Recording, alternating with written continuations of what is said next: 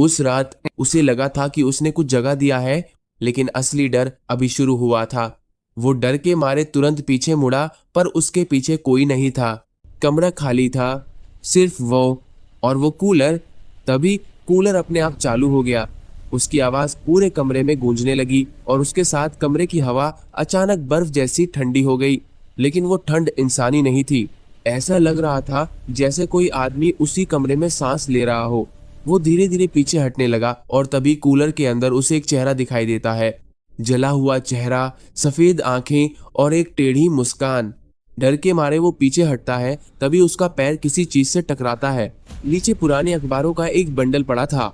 कांपते हाथों से वो एक अखबार उठाता है और जैसे ही वो हेडलाइन पढ़ता है, उसके चेहरे का रंग उड़ जाता है। करंट लगने से युवक की दर्दनाक मौत।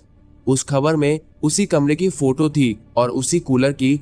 लिखा था, कुछ साल पहले एक इलेक्ट्रिशियन इस कूलर को ठीक कर रहा था, तभी अचानक कूलर में करंट आ गया।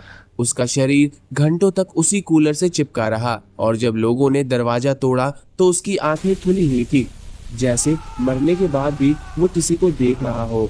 उस रात के बाद जो भी इस कूलर को चलाता, उसके साथ अजीब चीजें होने लगती। अब उसे समझ आ चुका था, अगर आज उसने इस कूलर को नहीं रोका तो अगली मौत उसी की होगी। तभी कूलर अचानक अपने आप उसकी तरफ घूम जाता है और उसके अंदर से वही जला हुआ हाथ बाहर निकलने लगता है, जैसे उसे पकड़ना चाहता हो। डर के बावजूद वो जल्दी से कूलर के पीछे जाता है। वहां तारों से स्पार्क्स निकल रहे थे। तभी उसके दिमाग में एक आइडिया आता है। वो पास रखी पानी की बाल्टी उठाता है और पूरा पानी सीधा कूलर के खुले वायर्स पर फेंक देता है। लेकिन दूसरी माली कॉल्फोर विले अचानक एक बहुत बड़ा शॉर्ट सर्किट होता है।